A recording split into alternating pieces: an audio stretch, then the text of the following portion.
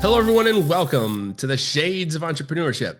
This is your host, Mr. Gabriel Flores. Today, I am here with Libby, and she has an absolute gorgeous collection of hats. I got to tell you, Libby, how are we doing? Hi, I'm great. I'm great. Happy to be here. Thank you. Yeah, hats are my thing. I love it. Now, where are you calling in from? I live in Fort Myers, Florida, so South Florida. South Florida. Wow. So we're over here in Portland, Oregon. So literally almost the exact opposite side of the United States from that. But before we get on that, Libby, go ahead and introduce yourself. Who is Libby? Yeah, so man, I'm a lot of things, but just like every entrepreneur, got tons of things going on.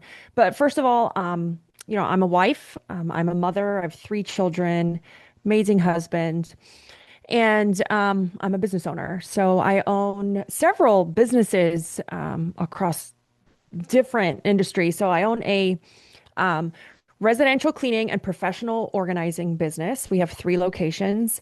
And then I own two softwares. One software is in the recruitment space, and the other software is online quoting and estimates.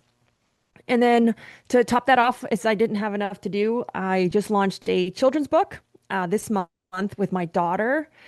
That was one of the funnest things I've ever done. Man, it just made my kids were in awe. They were all characters in the book. It was fun. Um, and I'm also writing a business book. The kids book came from the publisher's like, you know what, you should write a kids book. Um, and so that's where the kids book idea came from. But our business book launches September 23rd. So we're super excited for that.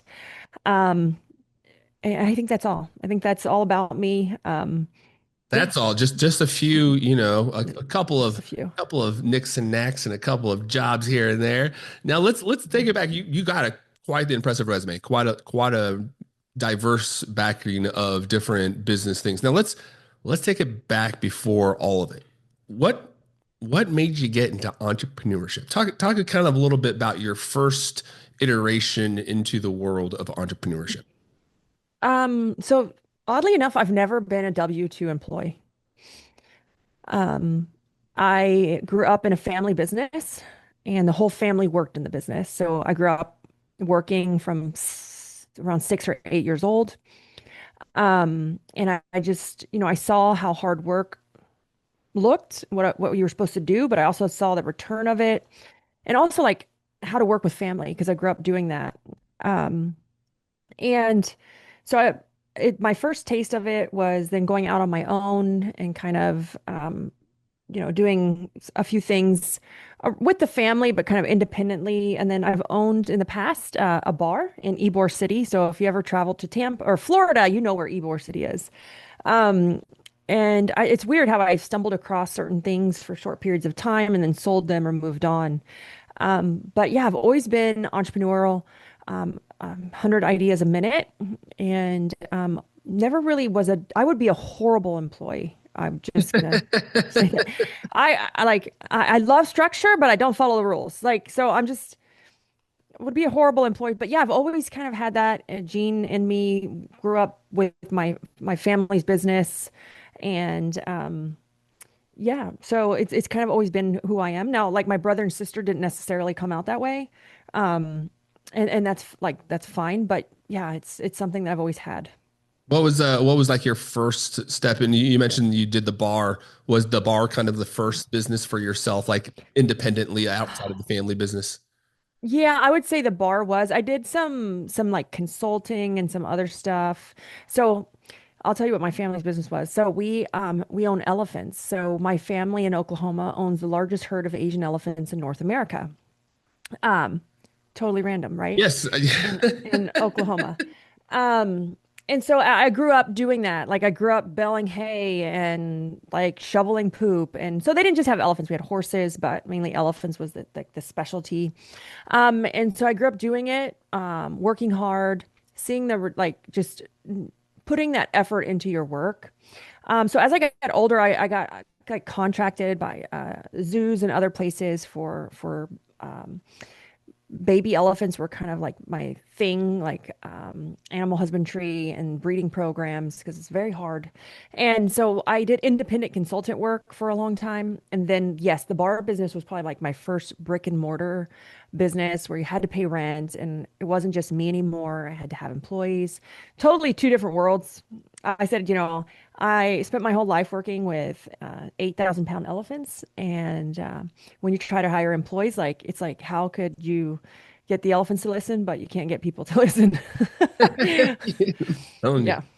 Yeah. That's quite remarkable. The baling hay, I don't think people understand like the difficulty in baling hay. I baled hay when I was younger, and it's like you will get snot or like brown dust in places you did not know you could actually get brown dust in, and it's going to be there for weeks, like after you're done. And like even if you wear the gloves, you're still gonna get like those ropes just tear into your skin. It's oh, the days. Yeah. And when you throw a bale of hay that weighs more than you do and you go Yeah, with it's it like 60 to sometimes. 80 Yeah, pounds. I like mean, these things are huge. because your hands are caught in the strings or the wires and you just kind of, yeah.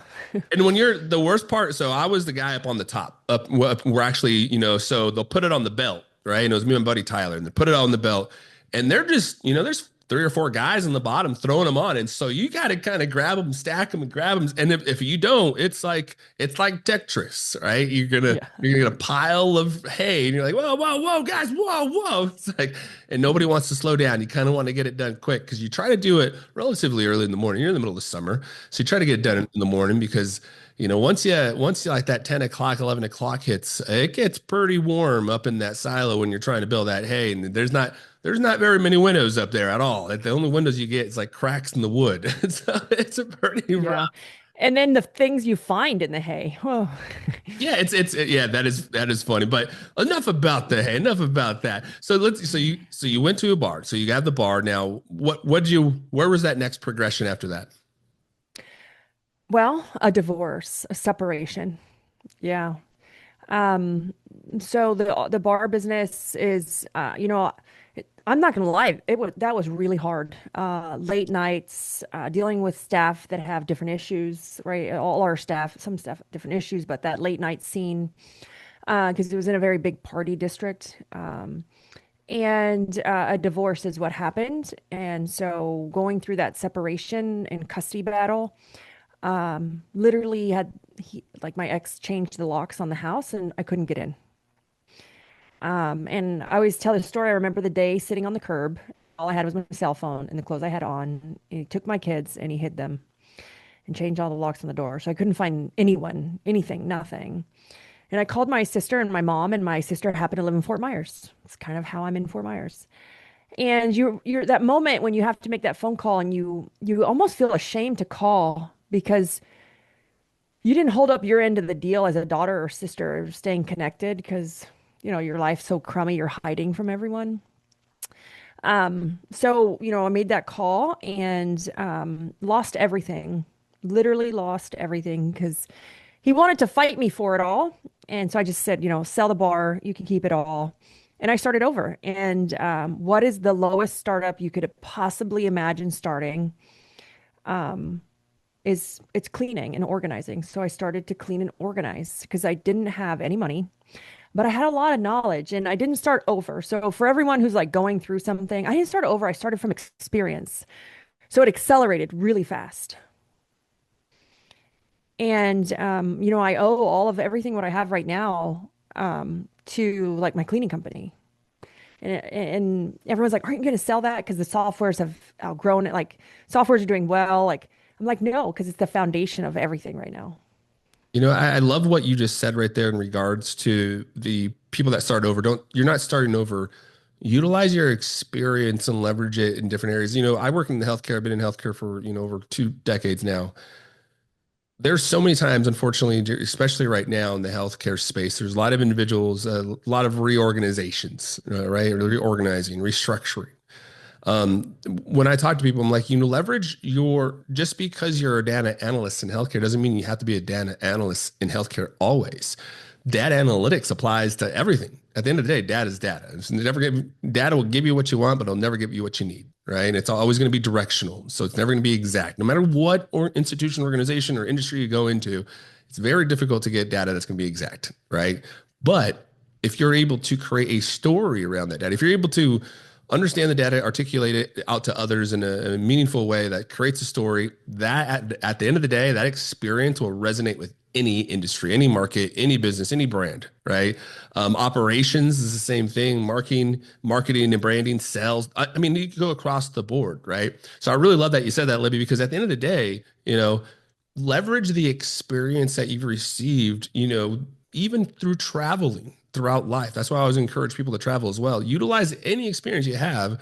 Those life experiences are going to be used in whatever profession you do. It's just the way you kind of understand it and the way you believe in yourself. You also have to have this kind of sense of confidence in yourself and belief that, like, no matter what, this skill set is going to apply to everything, right? And it is not always true, but you have to believe it, because then you're going to kind of force yourself to go out there and learn that niche that you're trying to apply this skill set to. Now, Libby, you mentioned you still have the cleaners, but then Mhm. you started leveraging this experience, and you said you don't want to sell it because you have all of these other businesses. What is those next verticals that you've been to? And then I kind of want to hear about these books. Yeah. So when we launched, I first started doing organizing because when I was trying to find a job, I was overqualified for everything. Like no one wanted to talk to me, and but then I went back to think about like what were the parts that I loved about doing the consulting about around animal husbandry or the barn. It was all operations, right? It was all the actual operations side, the logistics side. And I was super organized. So my current husband at the time, when I started dating him, he's like, you should be an organizer. Like, no one's gonna pay me to organize their house. Like, it's normal. Everyone thinks this way. And he's like, oh no, no, they don't. He's like, people pay other people to Oh clean, yeah. to mow their yard, to do their taxes, you name it. And I started to look into it. Man, I really, really like it took off. And then we added cleaning a little bit after that because I had that like, I want to make money without working. And I ended up having to clean too. Um, and well, I didn't know anything about it, Hey, cleaning, so I you had to gotta do it to learn. learn it. Yeah. And I'm so glad I did because I have so much respect for our cleaning technicians. Um, and from there, we grew pretty fast, and I was having issues hiring, and I could not figure out how to keep up with one churn of employees, uh, or the new growth.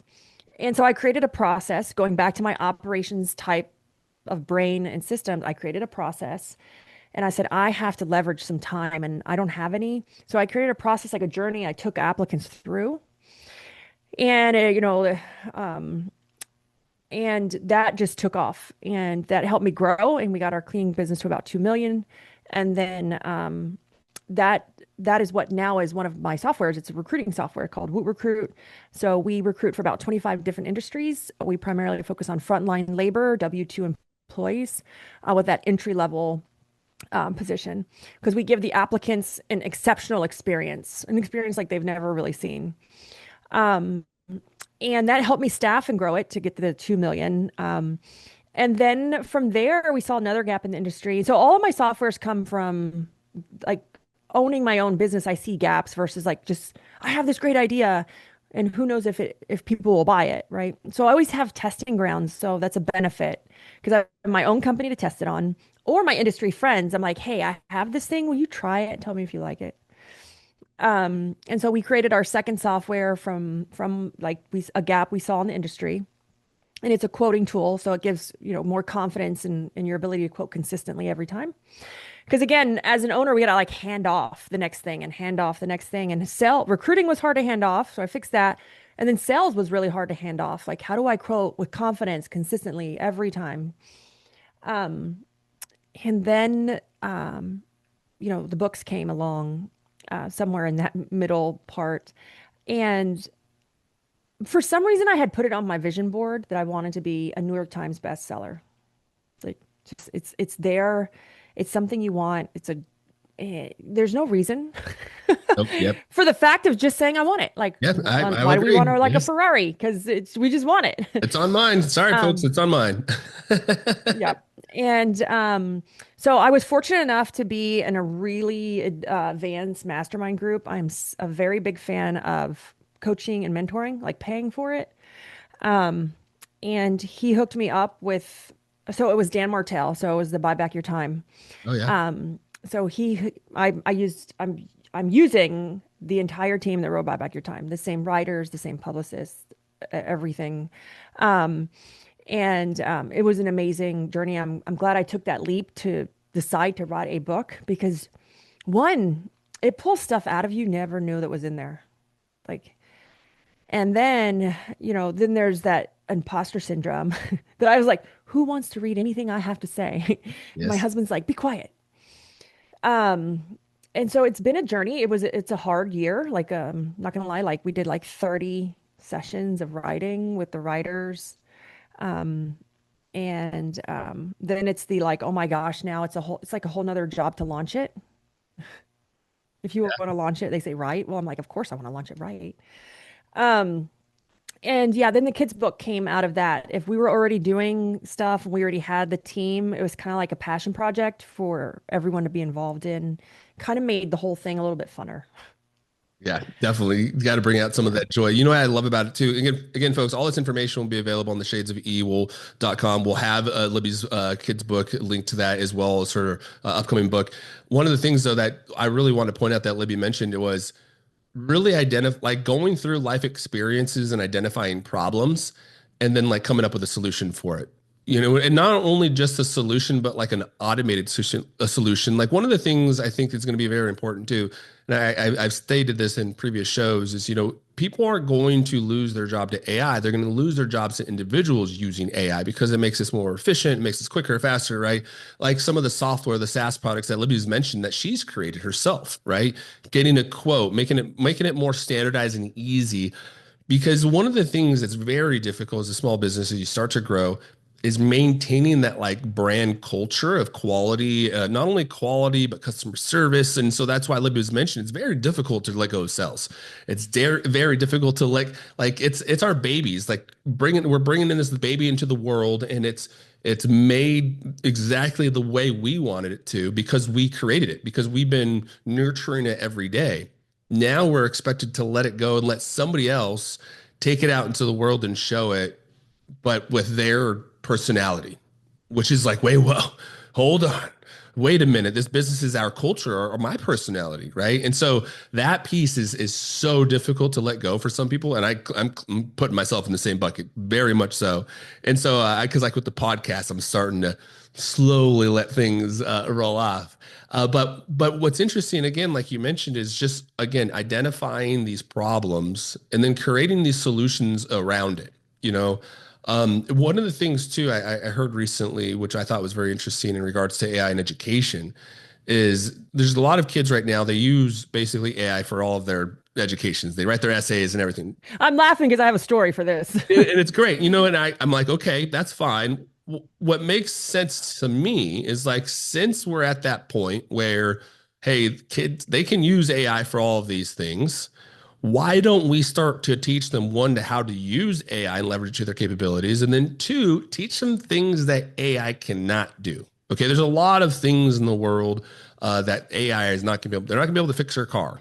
I'm sorry, they're not going to be able to fix your plumbing. They're not going to be able to fix your lights when electricity. There's all of these blue collar jobs out Or there, organize and clean your house. or organize and clean your house. Yeah, like they might be able to schedule it. They might be able to schedule your time, right? Maybe they'll follow a truck route, but they're not going to be able to physically go in there and clean your house. And then, not to that point, they're not going to be able to give you a physical personal touch, right? Like a customer service isn't going to be able to call you and answer your questions. Now, I would love to hear your AI story. Or you mentioned for the education. Let's Yeah. hear it. So I have three kids, right? I have a 27-year-old and a 17-year-old and a 7-year-old, all very organized, 10 years apart. My 27-year-old does our social media marketing for our house cleaning company, and he just had like his third or fourth post go viral, right, on social media. So he's living it up, loves AI, uses it all the time for for work. Then I have my 17-year-old, and all my kids are either home or virtual schooled. They don't go to public school. Um, and so my 17-year-old is virtual, Lee virtual through the county. So it's still public school, but virtual. And he's got a VPN downloaded on his computer and he's using ChatGPT without getting caught and so he got caught, right? And so you got to go through the formalities of like go to the principal's office because they're in trouble or the virtual principal's office because we have to get on a Zoom call. And I'm like, how am I supposed to be mad at him? I use it all the Me time. too. Sorry. Yeah. I encourage the kids to use it because they need to learn how to use it. And so he got caught using it. And I'm like sitting there saying, like, I'm supposed to be upset. Like, he can't, if he gets in trouble again, like he's whatever. And I'm just like, okay. Like all I could say is like, okay. And I just told him, when we got done, I said, Austin, like you need to be smarter about if you're going to use it. Because I even give him a paid account because I want him to use the enterprise version. It's a little bit more secure. Yep. Yep. It's got better memory. And I said, you just need to be smarter, right? If you're going to use it, be smarter. I don't care if you're using it. If you get into trouble, it's on you. Yeah. Yeah. And I think Uh, too, like with AI, again, you're going to use it. Teach them right. Sorry, I didn't mean to cut you off. yeah. No. And so just this week, we saw a AI school pop up over here in Miami. Oh, Um, interesting. yeah. And they have a guarantee, something about your child, it can learn 10 times faster than public Interesting. school kids.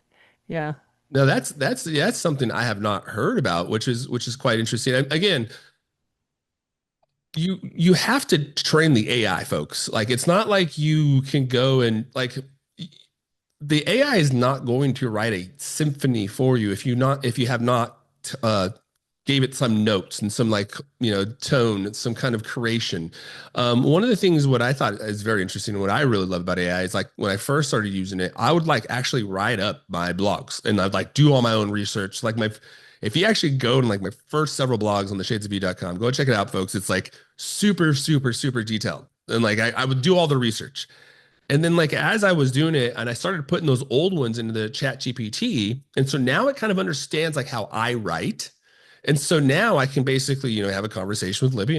In fact, this conversation will make a blog post. Go ahead and again, folks, check it out in the Shades of V. You can subscribe to the newsletter and make sure you have this information. But we'll create a blog post out of it. But I'm able to ask ChatGPT to create it in my tone, right? So now it truly is kind of coming from me. And then I'll obviously go in there, fact check it, put a bunch of backlinks to, and edit it and whatnot. But at the same time, it does remove a lot of like the sitting in front. Like I would spend hours in front of this computer and just like think like, oh, okay, well, what about like how can I make this into an educational piece? Like truly thinking about our conversations, like how to make an education, which is quite a daunting task. I got to tell you, when you're doing an episode a week, but it was super, super learning experience. And now that like I've gotten to this point where I'm like, okay, now I understand like what content needs to be in there. I know what to be asking the chat GPT to create. And also like what keywords to pull out and how to, really try to make it a little bit more engaging and value added as well. But again, you kind of have to train the system first. You can't just like, okay, it's going to pop out something for you.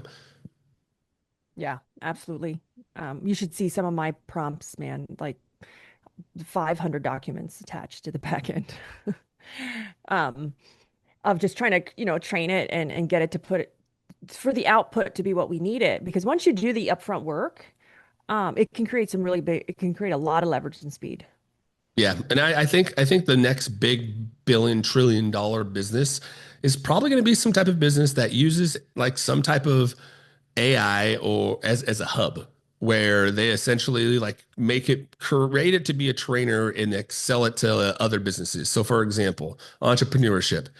If you go to every state, think about creating like a hub that has for every state you go to, you now have somebody that uses the software system that has all information about LLCs, S corps for every single state, every single county, all the nonprofits, all the grants that are available, like all this information, right? So I really do see it as a continuation of creation. So now, Libby, you've got all these businesses. Where you see yourself, and where are you going in the next 5 years? Where's Libby continue to go? My coach just asked me the same question. And I'm like, and I told him, and he goes, no, that's playing it small. I was like, I told him what I had written out for the goal. I just purchased a building. Um, and kind of going back to my roots in Oklahoma, I just purchased a building because my vision is to, yeah, AI is great and I love AI, but I also think there's going to be a little bit of some opportunity in the market to create intimate experiences for entrepreneurs. And I'm not talking about conferences and no, I'm talking about more intimate experience. So I just purchased a building. So in the next 5 years, I'm really looking forward to giving entrepreneurs an exceptional experience when it comes to like intimate learning. Um, because there's still that little bit of that gap with AI. It can tell you what to do, but and it's not that we need accountability as entrepreneurs, is that we need to be accountable to the result, right? And Yes. so Yep. it's creating those connections in small settings, and I'm very big too on couples. So my husband works in our company, and he's our CTO, and like, how do you work with your spouse? So we really want to do some of that stuff. Nice. It's more of a passion and impact project than it is like, building another software. I told him I'm done. I can't do no more businesses right now. Like we're gonna stop with these for the time being. Fair enough. But it's Fair to enough. really focus on the book and on creating those like those just exceptional experiences for CEOs and founders when it comes to connecting and learning. Nice. Now, and if folks that are interested in listening, they want to learn more about you, maybe they want to connect with you. How can they find out some more information? Where can they find you online? Yeah, so online, it's my website is libbyD.com. Because a lot of people can't say DeLucien. Or on social media, I am actually the only Libby DeLucien in the world. Wow, that is an impressive statistic. Yeah, it is. So I thank my husband because that's his last name. Um, yeah, so I'm the only one. So it's actually really easy to find me if you can spell my last name. Yes, and folks, and if you cannot, just spell theshadesofE.com, and we will make sure we have Libby DeLucien, all of her information on our website. Did I pronounce that correctly? Yeah.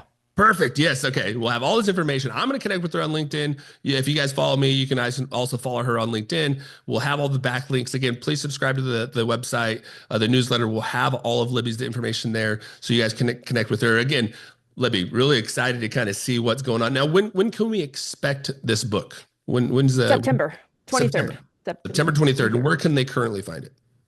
Yes, so it's pre-orders are available at onelayerdeep.com and it's the number one, layerdeep.com. Perfect. The number one layerdeep.com. Again, folks, we will have this information on theshadesofE.com. So there'll be backlinks. So if you forget all this information, the only thing you remember is theshadesofE.com, that is fine as well. We will make sure this information gets over to you. Libby, thank you again so much for this conversation. I really do appreciate it. I'm actually going to look into your kids' book because I got a 2-year-old and a 5-year-old. In fact, I'm not even joking, but I'm watching my 2-year-old right now on this virtual screen running upstairs naked. So yes, it's been a great conversation, and this is how we're going to end the show, folks. Again, check us out on theshadesofE.com. You can also follow us on the social sites: Facebook, Twitter, LinkedIn, TikTok, and Instagram. Thank you, and have a great night.